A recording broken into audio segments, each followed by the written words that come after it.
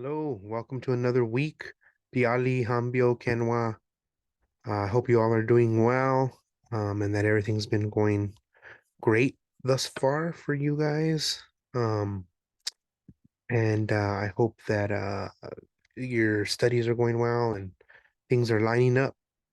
Today I'm going to kind of talk about uh something a little different. We went over El Movimiento, and so I wanted to kind of dig into a little bit more about um some of the traditions in New Mexico too. And so today I'll be sharing a little bit with you all about an interesting subject here in New Mexico, and it actually applies to a lot of different things, or components to our traditions. But one of them that's always kind of an interesting one, and one that seems to be of interest to people in research and stuff like that too, but also um, in regard to like our own traditions, right? So things that we as Nuevo Mexicanos find important, and we also draw um, inspiration for many different things, anything from writings to films, you name it, any pretty much any kind of art form we see happen a lot based off of some of the stuff we have here. Okay, so today we will be talking about the traditions of Descansos and stuff like that here in New Mexico. And so one thing that I wanted to make sure that we kind of share is the fact that there's a lot embedded within this subject. And so it's not just remembrance, but it's also the traditions. And the traditions I like sharing and discussing because it gives us a little bit more insight to what New Mexico really is, and like even offers more insight as to like the culture of New Mexico itself. And so I think it's important to clarify and to share those traditions in here. Sorry, my eye is like crazy itchy today. Um so let's chat about it. Okay. So these ideas of traditions and practices, um especially in regard to death and remembrance, are something that we see quite often here in New Mexico. And we see it in other places too. Like I said, remember the beyond part. Um, but one thing that's cool about New Mexico is some of these traditions are so impactful and so important that they're even protected by law. And I'll talk more about that in a little bit too. And I mean, like you think about other places around the world, and yeah, they have laws that protect certain things, but ours is just like pretty interesting how we lay things out in regard to some of these traditions. And so first off, I want to share a little bit about how people deal with death here and stuff like that too, and what the traditions are there. And you're gonna do some readings and stuff like that too this week that tie into it, and a lot of it is like tied to like even sayings, right? Dichos, and that's one thing that you're gonna dive into too. One of the ones that I always like sharing is this one here. Para todo hay mañas menos para la muerte. That means there are tricks for everything except for death, and that's a New Mexican dicho.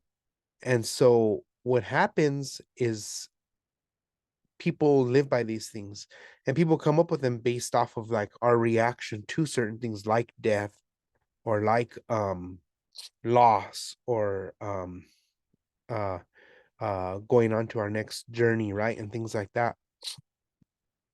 So it's kind of an interesting thing to discuss and learn about. And then also some of these are tied even to like um how we view death, and how in many cases like there's different attachment to death, especially here in New Mexico. Like we see different variations of that. So some of it is very embedded within religion and stuff like that too, but some of it's also very connected to indigenous traditions and stuff like that as well. But one thing that's always cool is we have these like dichos, and a lot of dichos are kind of like straight up like scary, right? They kind of like try to put fear in you. And so that's another element of it that I think is really interesting.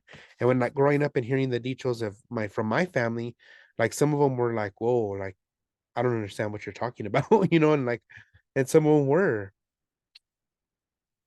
easily understandable. And so some of them are almost like inside jokes, right? And so like that's another thing too. Um, but I think it's important to kind of discuss those things and see how these traditions have helped us to understand more and more about who we are. And so first thing is some of these traditions are tied to like we think things like funerals. I bring that up too because that's a big part of the whole all the practices here in New Mexico too is like funerals have a very distinct thing. And although we do have like different kinds of funerals, there's also funerals that are way different than each other, right? And those traditions end up being kind of an interesting thing too, because they have different things tied to them. Some of it's specific ceremony, right? And some of it's like writings even, and some of it's music, and some of it's um even dance and food, so there's all these different stuff that's tied to this. And so we'll talk about that as well, talk about those funerals and burial customs and stuff like that as well. And then we'll also talk about descansos, these side roadside markers of death, right? Or remembrance.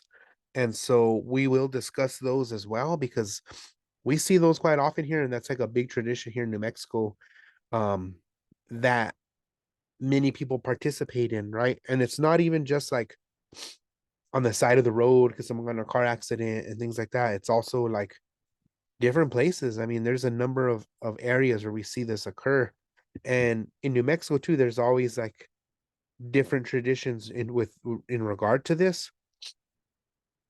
And so sometimes we have like these pieces of art too that are embedded within these descansos. Sometimes it's um flowers and rock formations, and sometimes like it's like another one that's more recent is like ghost bikes, where people that were killed while riding bicycles, right? They white out a bike and then they put that there as a descanso, as a way of remembering that person. And so that's another more recent tradition, but those have always been around. Those have been around forever. I mean, they've been around for a long time here. And this isn't something new, like I just was saying. I mean, this isn't something that was brought with the Europeans. I mean, this kind of stuff was occurring before that. And we see that in different areas of New Mexico as well. And I like thinking of them as like a literary form too. So when we go to the petroglyphs on the west side of Albuquerque and we see these markings drawn into the rock, um, those are examples of that. Those were the writings back then. We have to remember that there wasn't novels and stuff being written. It was these glyphs, right?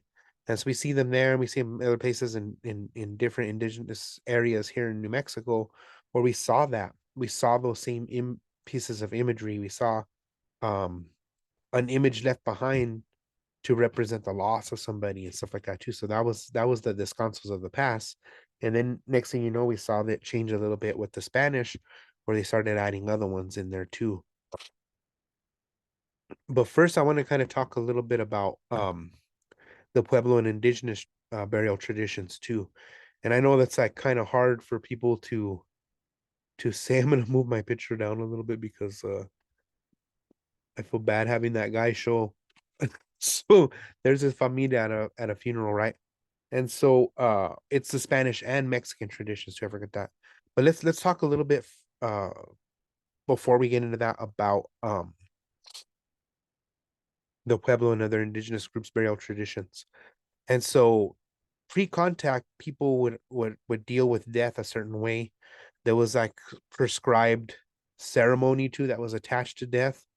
And there was a certain way the body was handled and all that stuff too. And one thing that was beautiful is we had people that documented it, right? And so we had these individuals who came in later and chronicled it with the Spanish chroniclers.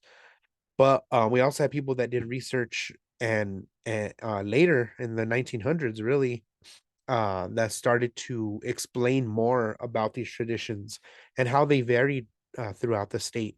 Not all of them were similar to each other. Some of them were pretty different, and so that was another thing too. Okay. And so one thing that you have to understand too is that each one of the pueblos traditions in regard to death and remembrance varied. And so like with burials and funerals and stuff like that too, that was a similar case.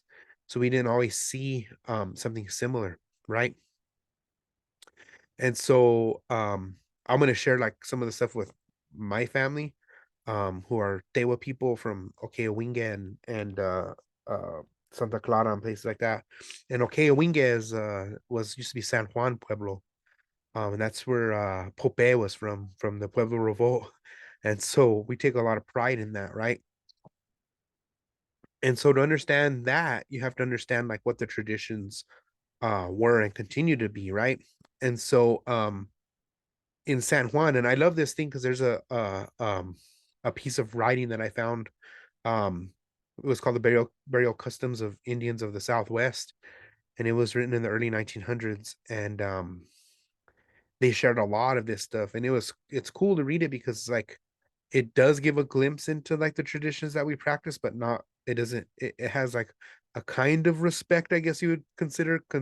I mean, even though it was like totally like uh um put into a specific perspective, I guess you would say. But it gives some good insight as to like what it was like there, right? And so like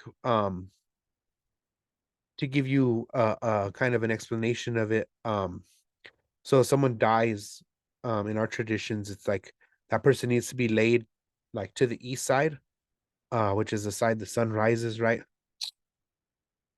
And then what we do is we get an adobe brick and we put it under their head like as a pillow. Um, and we don't do it for like babies, we do it just for adults, or children too, but not for babies. And then the person who passed was dressed in their best clothes, and then what happens is they're dressed by specific people. It's usually either their father's sister or some other kinswoman. So it's usually a woman that'll do it. And then uh once the body is ready, they take it to the graveyard or the place where they're going to bury it in a blanket, um and or put them to rest at take it in to carry them in a blanket. And then the adobe brick is taken there as well, and it's broken up and cast away. um and then usually people will do certain things, certain rituals with that. um After the body is carried away, and they make sure to clean, um and like burn uh a root called hunka in the room that the person passed away in. And then so after 4 days, the all of their clothes and belongings are washed too. Anything that was that they own that's still there, we wash it. um then what happens is like uh at night, uh basically what happens is like the paternal and maternal relatives remain in the house the whole time um of the deceased. And so for 4 nights later, um everybody kind of returns back to have food, like a feast. And that's when things when people start kind of like uh talking and stuff like that too. um and like different things happen too during this time too. So sometimes we give food to the animals and stuff like that too. Then we also take a bowl of food or a plate of food outside, and it's taken for the deceased relative, and it's left out in like the yard or like a field or wherever it is. And then you return to the house, and like people basically um like circle around the house um 4 times in anti-sunwise direction. And so that's how the the whole ritual is done. And there's a bunch of different rituals like from different places. Like the thing that I thought was, I always think is crazy, so I had to make sure I was like not leaving anything out in my notes. um is like We still do those traditions, although they end up being a little different, like, but those are like pretty OG style traditions. For Okeawinga or San Juan. And so one thing that's also pretty cool about it is that um and I didn't give out all the details because there's other stuff too, but that's it's something that we don't share, right? And so like the adobe thing was kind of interesting too because we still do that.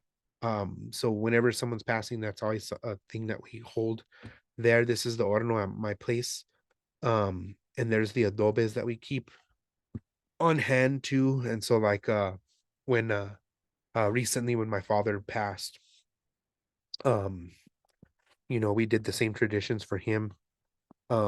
And so the adobe brick was there and all that stuff. And it was a pretty um interesting uh practice for some people hadn't seen it before. And same thing like with other people that we've been in our from our family where the adobe ends up being an important part of it. Um, so kind of an interesting thing there, but that's just one tradition. Like there's a grip of other ones that take me forever to like explain all of them, but so I'm not going to do that. But so that's why we have some of those traditions and why we're sharing them and to kind of give you guys insight about what it's like. And those things are all one thing I forgot to say was they're also certain things that are attached to it too, like even music. And so it's not always like nowadays more will play like the guitar and stuff like that too, so like play their favorite songs and stuff like that too. But back in the day it was more like ritualistic songs and ceremonial songs, so like drum stuff, and we still do that too. But that's a kind of interesting element to it.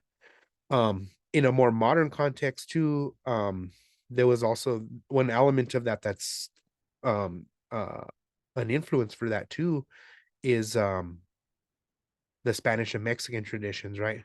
So when the Spanish came, they brought their traditions, which were highly connected to the church or Catholic Church. And so a lot of the same things happen, like having like the viewings and the rosary and all that stuff ended up being a part of it, right? But one thing that was really interesting too is that even with the Mexican traditions, they kind of incorporated like both. And so it was that idea of mestizaje even within like burial traditions and like saying goodbye and funerals, right? And so one of the some of the things that ended up coming out of it was like I said, like the rosaries and the penitente brotherhood, who we talked about before with alabados and stuff like that would also come to participate in it by singing some of them and even being the people that uh did the rosary service, which is also an interesting thing too. And that ends up kind of sticking around for a long time. It ends up becoming like a New Mexico thing. So like when you see that versus other places, it's not the same. And so those traditions are pretty interesting too because it is totally embedded within the culture of New Mexico. And so when we do go to a funeral, a lot of times we do see that. And sometimes it's kind of like intense for some people because they're not used to hearing that kind of stuff and seen it, even though they may have seen a funeral before and like somewhere else, like where the traditions aren't the same. Um, and they still do a rosary, but the way the Penitente brothers do it is way different. They do it, but it's just a really different tone to it, I guess you would say. And so I remember hearing stories about like other people too, and even like our family from different places, like in Puerto de Luna, who were some of my mom's family is from too. They did things quite similarly in a way, but it was different. But it was kind of funny because the time period is the same, and so like 4 days later, they would usually do so, like the funeral would last a while. Like even in like I talked to my abuela and my mom, and we learned about those traditions too of that community, and it was very similar, although they weren't maybe they didn't do some of the same ceremony, they still did they still took the same time. And so back then, like if someone died, like nowadays it's like maybe a day or two a funeral time, right? Or like services or funeral practices, right? And so sometimes they'll have like the rosary the night before and then they have the funeral the next day, which is pretty typical. But back in the day, it was like a whole. it was a few days, it was like 4 or 5 days of this thing. And it wasn't about like, oh, we need to like prepare the body, like take him to the funeral home and all that stuff. It was the practice of them building up to the funeral, right? And so there was viewings, there was all this different stuff. I remember my mom sharing stories about like being in the little house. It was like a little adobe house, and they would go and the person who had passed would be in there, and kind of like this dude here, right? Like laying down, and the family would be there and like take turns like watching over the body. And that's pretty uh pretty much connected to a lot of the indigenous traditions in the Pueblo practices too, where people stay with the body. Like that's how it was with our traditions too. Someone stays with the body the whole time. And so that was like when I hear about that, and with my mom being a little girl and going to those ones, because I didn't get to experience that because it was like totally like just like traditional funerals that we see nowadays in like um Catholic communities, or Christian communities and stuff like that too. But uh talking about like even still putting the coins on their eyes and stuff like that too, um and things like that, which was pretty common, and it would really last a while.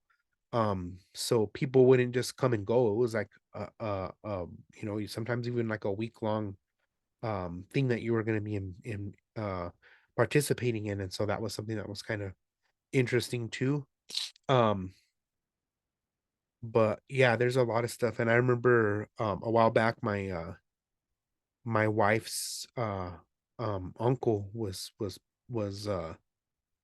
passing, and he was getting ready to go on his journey and stuff like that too. And so he was really embedded in a lot of native traditions too. um and so when he was in his deathbed basically, um there was a lot of um like um I don't want to say, like, it was almost um like agitation, like you could tell he was very agitated and stuff like that. He wasn't coherent and stuff like that. And I remember I was talking to my abuela, and she was like, "You need to go put an adobe." And so there we went. And I remember like my wife's family was just like, "What's going on?" And I remember going in the room and doing some ceremony with him, doing the adobe stuff. And next thing you know, it just like felt way better. The agitation kind of went, and then he passed away shortly after. Um, and that was like an interesting experience for my wife, something because they had never seen that before. And so now they were like, what do we if that ever happens, I want you to do the same thing. And so it was kind of a cool thing for them to see, and to reconnect with their indigenous traditions too, which weren't really practiced by them, right, and haven't been for a long time. Descansos, that's another one too. So let's talk about that a little bit. And so I'm trying to keep this brief today too, because I don't want to talk too long, because I want you guys to have a little bit of time to like kind of reset this week too. So descansos, those date back to pre-colonization too. So these are things that have been a part of New Mexico's history for a long time. Um so it wasn't like these things just appeared out of nowhere, and people started doing them um when the Spanish came. It was even before that.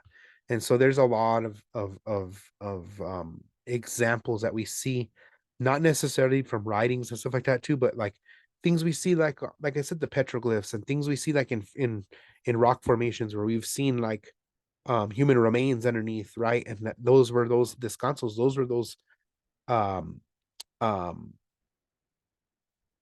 places where people were either put to rest, or they were killed in those areas and stuff like that too.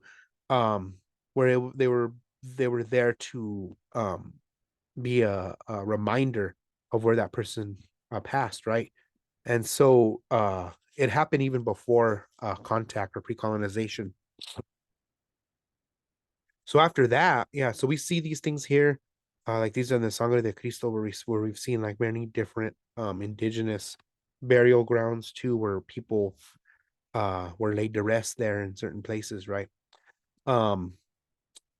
And so what ends up happening is once the Spanish come too, uh and when they go back, and then when they come back again, like they end up leaving these reminders here too. And so if people died along the Camino Real, or anything like that, you'd see these things.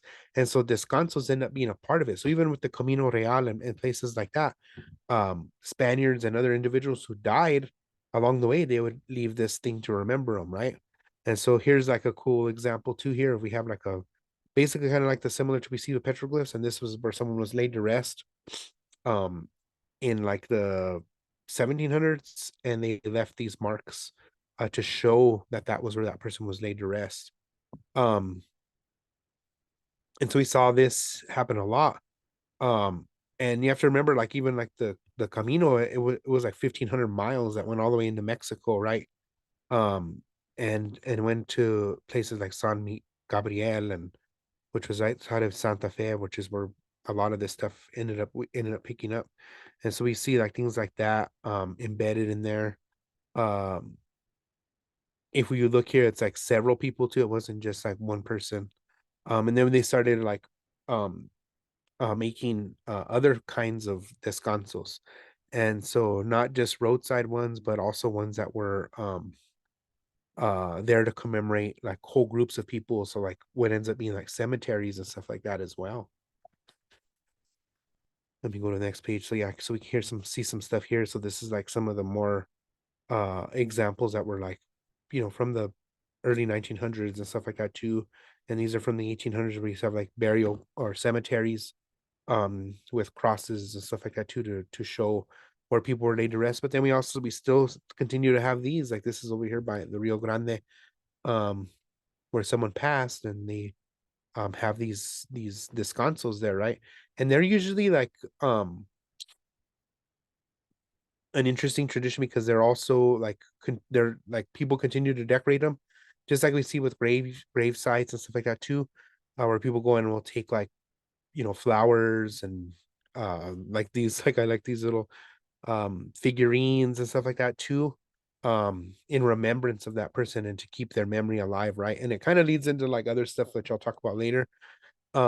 But during like the holidays and stuff like that, people will go and drop things off. Like you see like this, like leaving the rosary on there, and putting flowers, just like we see with gravesides stuff too. But the descansos end up being like an interesting thing too, because what ends up happening is like the state ended up, and this is what I was talking about before, the state and the city of Albuquerque ended up passing statutes and stuff like that that protect these things. They protected the descansos from being defaced or desecrated and destroyed. Um, or like to remove like things like the ghost bikes, or even like these, like they have to, if they're put there, they're there. Like you can't take them away. Which is a beautiful thing. So now people don't have to worry about the city going and destroying it or whatever, you know what I mean, or the county or whatever. So that's kind of a an interesting thing too. Um, One of the things that I think is kind of cool too is like we've heard people provide commentary on this too. So people like uh um Rodolfo Anaya end up doing that too. So and he even wrote a book where they kind of showcase this, called Descansos, an interrupted journey, um which I'll talk about later too, because but he says the first descansos were resting places for those who were those who carried the coffin from the church, and the Camposantos paused to rest.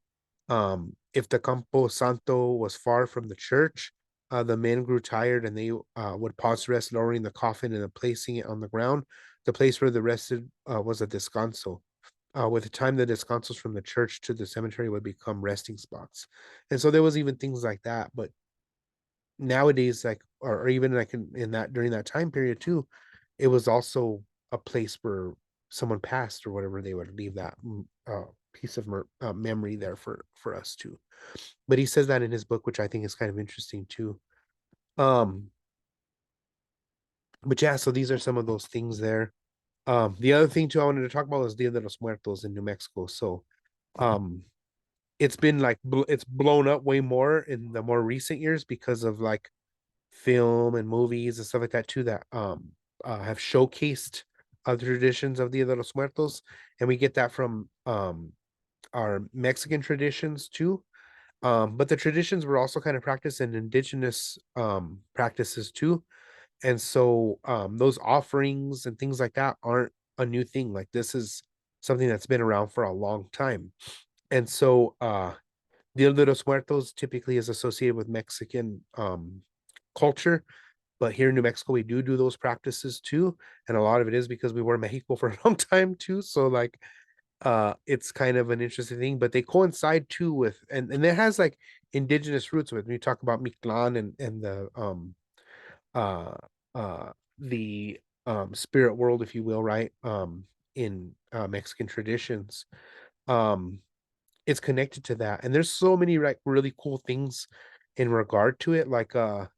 Um like when you talk about the breakdown of what Dia de los Muertos is, and that it's a celebration on November 1st and 2nd. And really it kind of lasts a little bit longer than that, like, and it starts earlier too.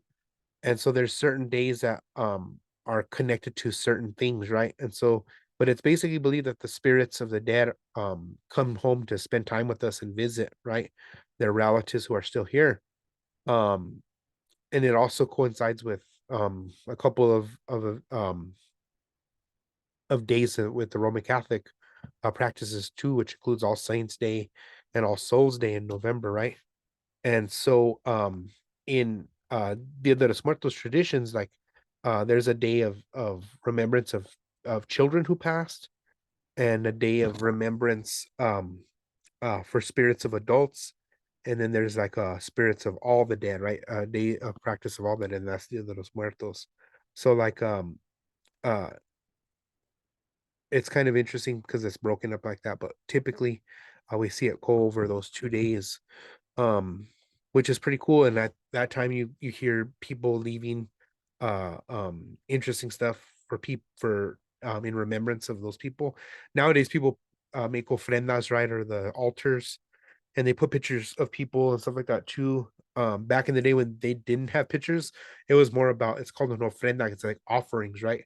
And so it was about making offerings to those people who had passed. So we'd give them some of their favorite treats and stuff like that too. And same today, like when we do an ofrenda, we always provide them with some of their favorite foods, and we leave water for them too, and we have light um to help guide them and things like that too. Um which is really, really cool. My family has always practiced that, which has always been cool. And I mean, and it was always like an offering for remembrance of for multiple people, like lighting candles and all that stuff too. Were connected to it. But nowadays they have like the marigold parade and all this like really cool stuff too. And it's a beautiful thing. And now they have movies about it and all that stuff. And so it's nice to be able to like see it being um practice still, and it's like even more people have connected to it, and that's a beautiful thing too, to those traditions. But these are old traditions, and there's a lot that connects us to our antepasados and our ancestors and all that through the practices of Dia de los Muertos, and then also like even Descansos, where we continue to do that all. Like, that's the thing I think I love about Descansos, is that they basically are like Dia de los Muertos like all year long, where we continue to do that in remembrance of them. And so here we even have a couple like, this is over here from Isleta, where they did it to make offerings for the people who had been lost or died. And here there's even more examples of this consoles, and I love this one because this is all this photo, and they have like Shasta soda there for the person, and an apple and some corn and stuff like that too, flowers. It's all about that. And then we have like these are some of the ladies who are participating in the marigold parade here in Albuquerque. And you see like that's a big part of it now. And so it's pretty cool to see that. One of my favorite things about Dia de los Muertos, one of the stories I remember learning when I was a kid, which was like really cool. So you guys know the monarch butterflies, right? And the monarch butterflies go back home to Mexico um uh that last week of October. And so the story goes that like when butterflies, when the monarch butterflies fly back to Mexico, and they start landing in the areas where this is a practice of their migration or landing area. Um, in our traditions, though, in Mexico, those were the those people that are those spirits, right? The Our families and relatives, our ancestors who are coming back to visit us, and they've taken form in the form of a monarch butterfly. And so, and it's a time whenever they do their breeding and stuff like that too. So then there's more coming, and they like it's just a really awesome thing, and you can read more about it or watch videos and stuff like that too. But pretty interesting story. But I remember hearing that story as a kid from my familia in Mexico too, that kind of describes similar things too. And so now, like, and we hear that a lot too in other traditions with the butterflies. If you see a butterfly, it's like one year, or even a hummingbird, right? We see that same thing. So it's kind of a cool thing there. Um, but yeah, so um hopefully you like this talk. I know it was shorter than usual. Sorry, my allergies are hella bugging me. So, but hopefully you learn some of these traditions. I put some good readings up that I think are connected to this, and some details and stuff like that, just for you to review. And then you're just gonna kind of go ahead and work on some inspiration form stuff. I'm keeping this week light, so if those of you guys who are missing stuff, you guys can play catch up a little bit. Um, and remember, I'll be doing I'll be allowing you guys to turn in some late stuff until we only have 2 weeks left. So I think it's like the 20th or something like that of April. All right. Well, I hope you guys have a nice week, and I look forward to seeing your inspiration post. Um have a nice week. Bueno, bye.